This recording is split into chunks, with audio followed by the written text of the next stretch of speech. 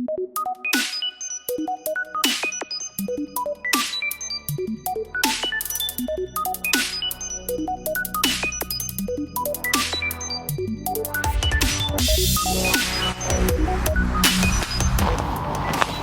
clear out. I voted today, and I'm gonna go take a picture of that comet. I hope. We'll see.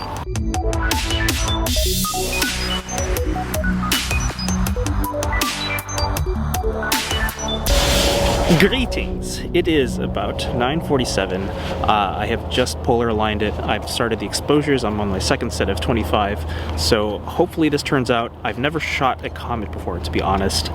So I think right now I've got a fairly decent test frame, test exposure. The stars aren't trailing, and the comet is kind of a blob. We'll just see how this works, because I really don't know what's going to happen. I was kind of playing around with my Sky Guide app, and I just set the time to about 200 times speed, and this comet moves through the sky pretty fast. So I'm very curious to see how this is going to work. For now, it is 35 degrees. I've got the second batch of 25 exposures going. So just to give you an idea of how fast it's moving through the stars, here's the comet. It's that green fuzzy spot right there. And if I just rapidly cycle through the frames, you can see it moving past the star pretty quickly there.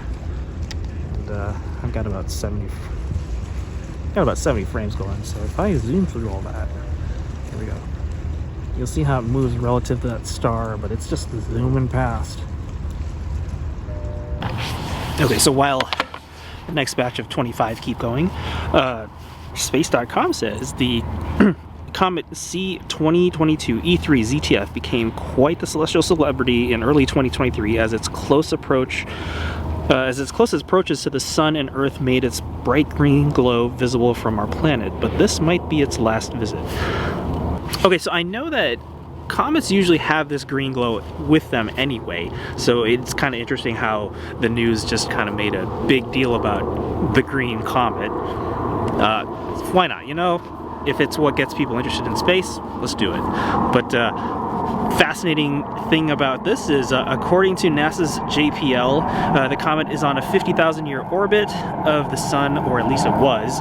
The close approach of C 2022 E3 ZTF to the inner solar system might have altered its orbit enough to ensure it is now on a one-way trip out of the solar system. When a solar system object is weakly hyperbolic, that is, it has just enough speed that it would, after thousands of years, escape from the gravity of the Sun entirely, then even small changes in speed can change the orbit dramatically. Adler planetarium scientist Geza Gyuk, I'm so sorry if I pronounced that wrong, said in a statement, if an object is weakly bound, that is, the orbit is a closed ellipse but very large, then it can be unbound and turn into a weakly hyperbolic orbit very easily. So I guess I'm glad I took some time to take a picture of this. It's my first comet, and I hope it turns out. We'll find out. This might be my last set of 25, and after that I shoot my calibration frames. So my mouth is now starting to also slow down and function, so it's probably another good sign.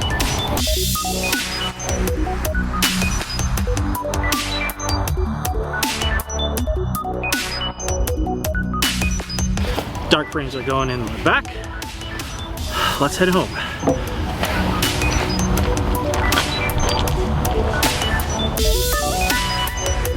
Using a tutorial by Nico Carver at Nebula Photos, which I'll link below, I processed all my data in Serial and finished it off in Affinity Photo. It's not much, but here's the result.